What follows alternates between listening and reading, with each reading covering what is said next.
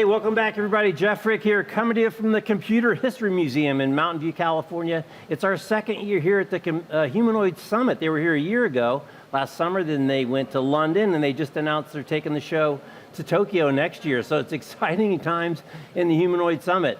And in humanoids, and even a year ago, we said they were having a Cambrian moment, but what happens in 24 months or 12 months? Quite a bit. So we're excited to have somebody who's working on one of the hardest problems, and as we know what that is, it's the hand.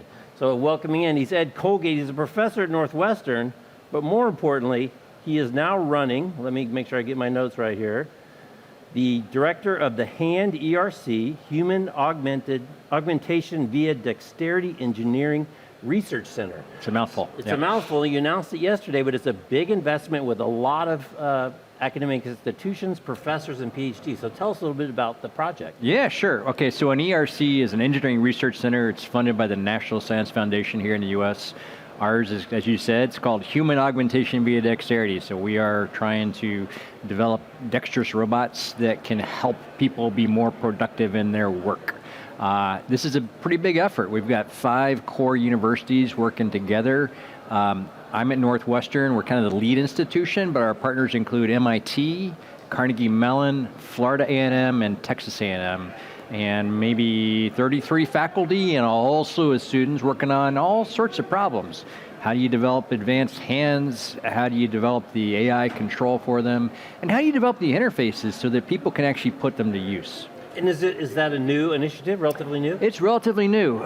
So these grants are basically a 5-year extendable one. So usually these centers last for a decade. Okay. We started about a year ago. Okay, great. But you've been working on the hand problem for a lot longer than that. In fact, getting ready for this, I saw you going through a book of the grandfather of the hands that you were so excited to get. So what's new as you look at kind of longitudinally the challenge of the hand, where we are now compared to where we used to be and where we're going to be tomorrow?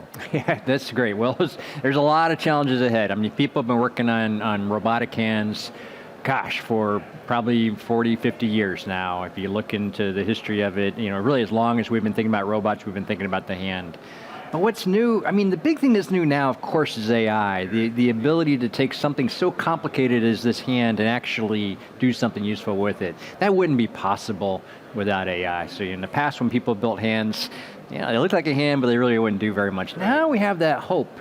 But it's also sort of pointing out that there's a lot of things about the way this thing is designed and built that we need to learn from. So for instance, one of the things that we've noted is that when humans use their hands, they usually establish really large areas of contact. When robots do, not the case. I mean, really different, really dramatically different. Now, why is that? All right, well, probably those large contacts really help solve the problem of dexterity. The skin has got all sorts of sensors in it that tell the brain what's going on in a really, minute, intimate, physical way. That softness also just kind of keeps everything stable in your hand. It makes it easy to hold things, makes it easy to succeed. So that's one example. And lots of other things. Right, so you had a great talk yesterday, and you talked about the softness. So let's dive into the softness for a little bit. And I learned last year about collisions, which normal people call bumping into things. Yeah. And it's a real problem if a big, heavy machine bumps into grandma and knocks her over. Yeah. So we have this soft material, but then you said it's hard to get a soft material that will last. But what struck me is our skin doesn't last either, right? That's right. It gets cut and it gets regenerated. Yep. And then the other piece that you talked about, which is so unique, is the sensors. Yep. And having sensors, not just a couple, but a lot. Yeah. And you made a really funny comment. You talked about most people doing pressure sensors, and we don't have pressure sensors in our hand. Yeah. So this whole thing is going through my head, and it seems like it's like there's the hands, but it sounds like a really important piece is the skin. Should the skin be a separate effort? Because also skin stretches far beyond our hands as well, right, to get that sensor kind of array. So where does the soft tissue thing was a really fascinating comment to me, because it's a real hard challenge to be both durable, but also pliable, and then all the goodness that comes from the softness for control. Yep, exactly. So, kind of the way we look at it is when you look at actually solving the problem of dexterity, it really helps to have those big contacts I was talking about. Well, how do you get them? Softness. If you really need softness to be dexterous, then we've got a whole slew of problems, because things that are soft are usually not durable. Right. So let's talk about the skin. You're right. Human skin, it's not all that durable. We're constantly rubbing it off, right? But it is this amazing thing of regenerating itself from the inside out. We don't have that technology, and quite frankly, we're not even trying to develop that. It's not clear that we want to solve all our problems the same way a biological system does. Right. But we still have to solve the problems. If we want things that are soft, we have to figure out how to make them durable, right? We have a lot of other methods that we can use. We can work with materials that maybe biology can't work with. We can work with metals and ceramics and things like that, which are of course not soft materials, but then we can put them together in a matrix with things that are soft. We can use geometry and make them bend. And so there's a lot of interesting tools at our disposal as engineers that biology may not have had access to. So yeah, we are working actively on that problem. We have a team, Texas A&M and Florida A&M, that's very actively trying to figure out how do we make skin and how do we make it durable? And then at Carnegie Mellon, they're asking the question of, well, how do we integrate that with sensing so that we know what's happening to the skin? Right. You had another really great demo to demonstrate what is dexterity. Yeah. You just had a little toy, I think it was a little plastic hand. Yeah. But do you have it? No, I got something similar Yeah, though. pull it out. and just gently manipulating in that hand and calling out the fact that you can see any part of that object. That's right, yeah. Pretty easily. And the part that really jumped out to me, that you think of specifics and details, but you're talking about slipping and sliding, and all of these ways we're using gravity and not really manipulating it, but letting the environment manipulate it within our kind of controlled subset. Really interesting. I'm glad you noted that, because I tend to think of dexterity as being this sort of beautiful kind of negotiation between us and the world, right? I mean, the world says, here's the shape of this thing.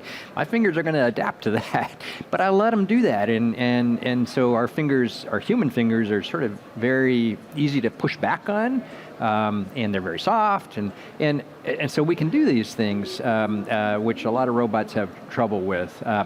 But yeah, what I was pointing out too is that I can give you any object that's roughly this size. I don't care what it is, and you absolutely know you can go and inspect every side of it, right? So the point is, we're really good at this, right? We've developed this ability to be incredibly, facile at these sorts of in-hand manipulations, and that's probably not an accident, right? So it's probably something we need to think hard about for our robots.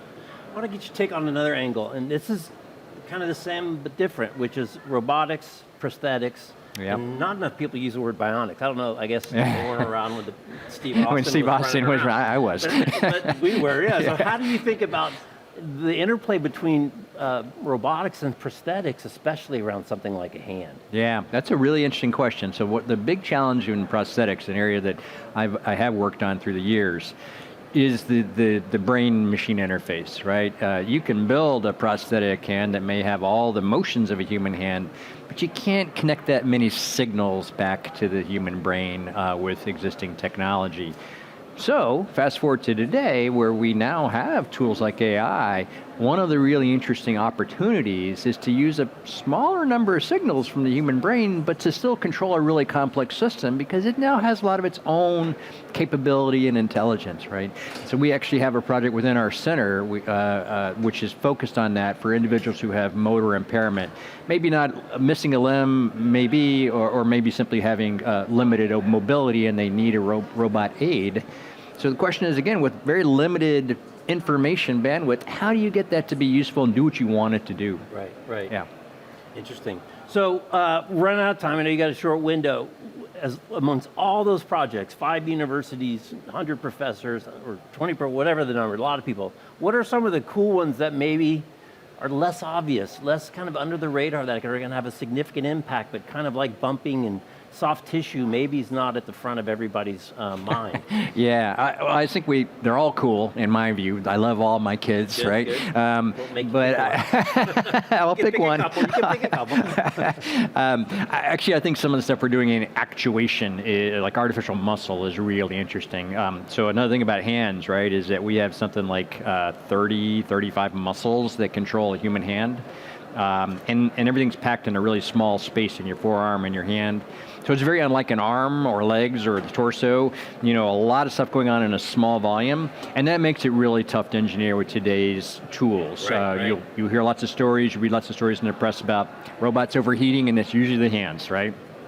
So we need better actuators, and so we have some really cool things going on with advanced materials that respond to thermal and light and electrical stimulation and behave like muscles do. So that's one of the ones I really love. Yeah. It's really interesting how the smoothness of the motion conveys so much information in terms of a human's acceptance of this machine. It's really a super important piece of it. Yeah, it absolutely is. Yeah.